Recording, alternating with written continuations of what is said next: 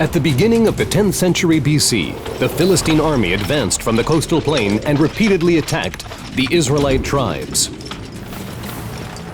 Its soldiers conquered, plundered, and terrorized the entire region.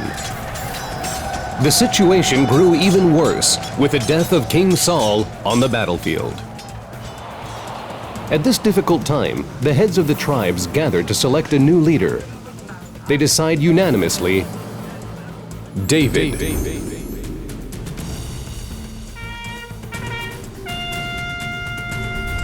Long live King David! David quickly mobilizes his army and sets out for his first battle as the king of Israel, the destination, Jerusalem, the Jebusite city that he chose to be the capital of Israel. But why, of all the cities, did David choose Jerusalem as the capital of his kingdom?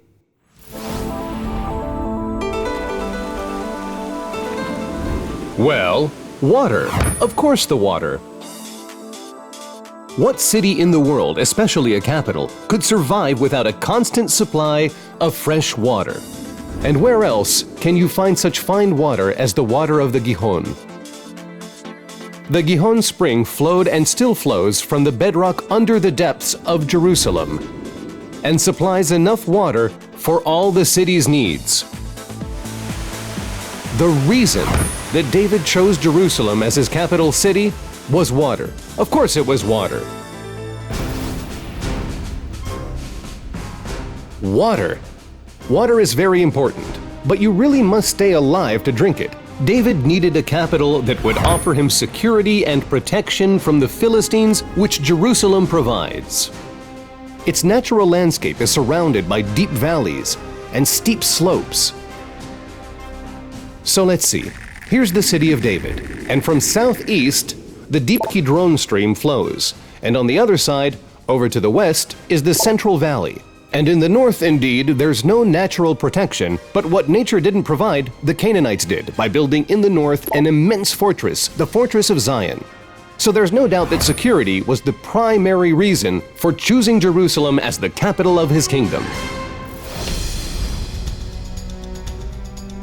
Security is very important, but with all due respect to walls and fortifications, a nation cannot survive without unity.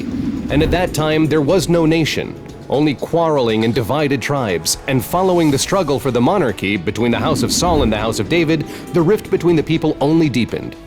David has a brilliant idea: to unite the people around one central city. This city should be neutral, not controlled by any one tribe.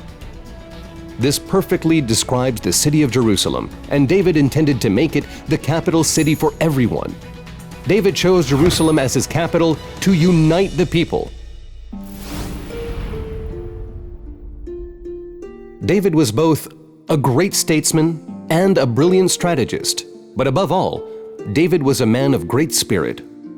Psalms that he composed 3,000 years ago are still the most widely read and translated poetry in the entire world. David's capital can not only be a political center, or economic, or even a stronghold. It must have something to do with sanctity. That has to be part of the equation. And where else do you think that this holiness can be felt, other than on this very mountain? The holiness of Jerusalem goes back to the days of Abraham our father. According to tradition, it is here on Mount Moriah that the sacrifice of Isaac occurred. There is no doubt that sanctity is the reason that King David chose Jerusalem as his capital city. So why did David really choose Jerusalem as his capital?